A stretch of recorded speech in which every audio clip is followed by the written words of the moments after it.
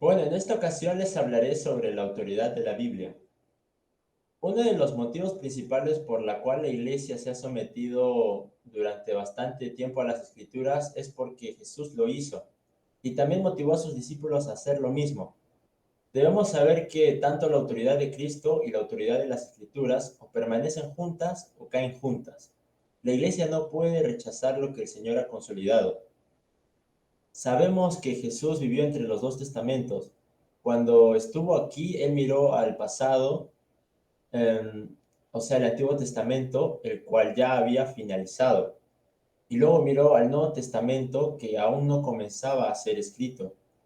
Esto nos da a entender que la manera en que Jesús afirmó el Antiguo y Nuevo Testamento es diferente.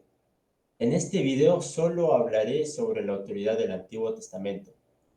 La sumisión de Jesús hacia el Antiguo Testamento se demuestra de tres maneras. La primera es la conducta moral.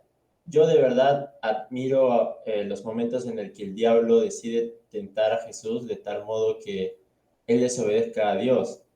Pero Jesús nunca hizo tal cosa. Eso es lo admirable. Es más, él enfrentó al diablo con la cita de Deuteronomio 6 u 8. Aléjate de mí, Satanás, dijo Jesús al diablo. Aléjate de mí porque escrito está. Aléjate. No había más necesidad de discutir el asunto. El problema ya había sido resuelto por las mismas escrituras, porque escrito está.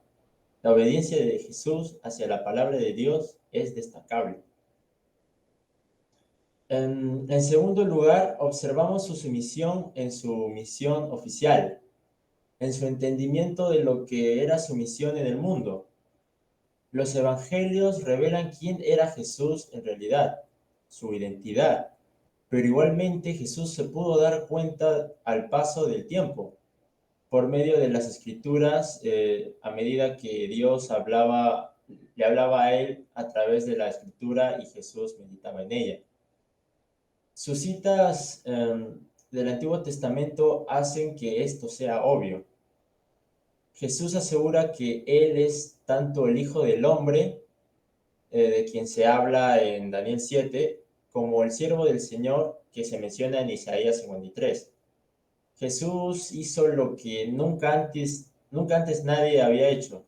Él combinó la imagen que tenía del Hijo, que hablaba de su gloria, y la del siervo del Señor, que hablaba de su sufrimiento. Jesús mencionó que él debía entrar en su gloria como el Hijo del Hombre a través de su sufrimiento. Marcos 14:21 dice, el Hijo se irá tal como está escrito de él.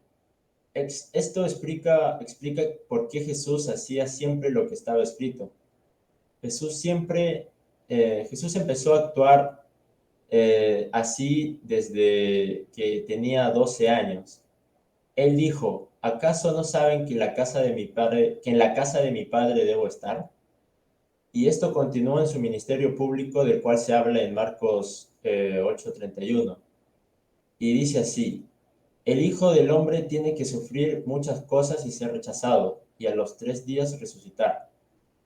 Incluso después de la resurrección, él dijo en Lucas 24, todo lo que está escrito en la ley y en los escritos de los profetas deben cumplirse.